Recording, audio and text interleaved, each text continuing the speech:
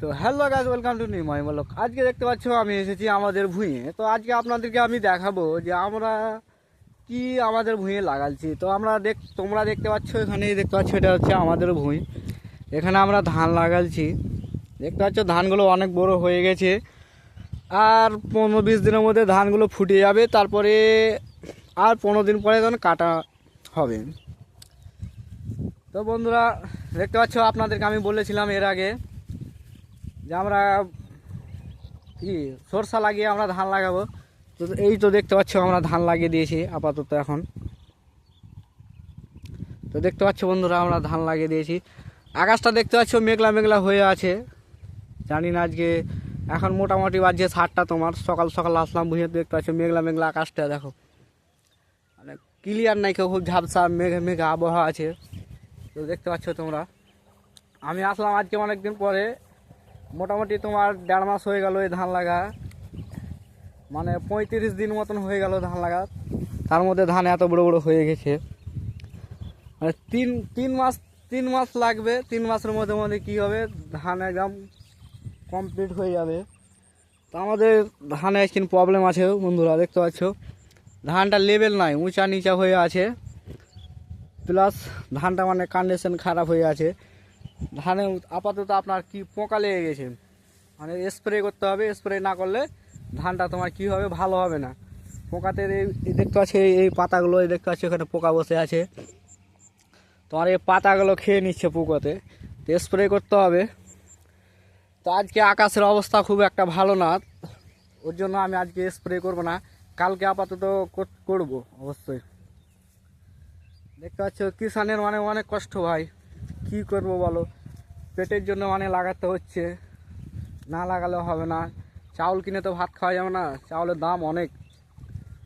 আমরা বেশি না, আমরা 1.5 বিঘা লাগাচ্ছি। এই যে দেখতে পাচ্ছ এটা আমাদের পুরোটাই ভুঁই, ওই মাথা থেকে আপনার এই লাস্ট মাথা পর্যন্ত। ওখানে আছে ওই যে মার্শালটা চলছে, ওখানেও আছে আমাদের ভুঁই। তো এখানে আছে 1 বিঘা, ওখানে আছে 10 কাঠা, টোটাল হচ্ছে আমাদের 1.5 বিঘা ভুঁই।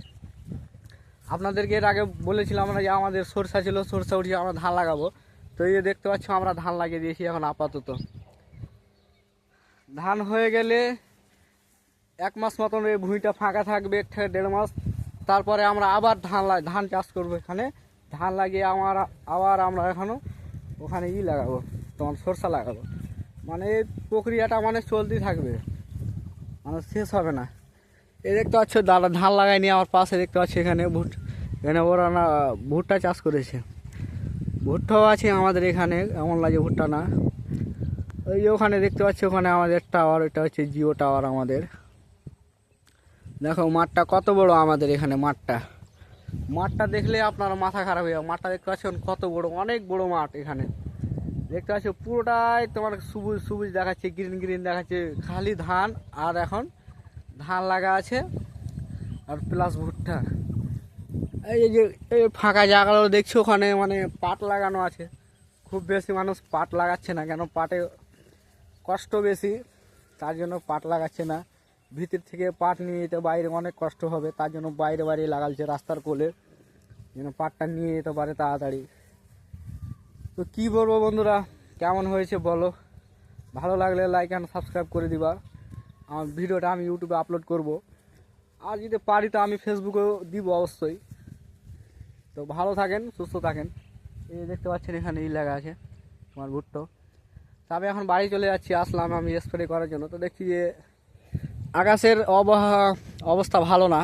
আমি যদি স্প্রে করে দিই, আবার যদি ম্যাগ হয়ে যায়, তাহলে স্প্রে আমার বেকার হয়ে যাবে।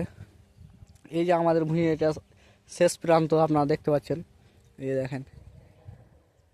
তো ভালো লাগলে তো বন্ধুরা লাইক শেয়ার করবেন, ঠিক আছে। আমি ফেসবুক আর ইউটিউবে আমি ভিডিওটা আপলোড দেবো। তো ভালো থাকবেন, সুস্থ থাকবেন।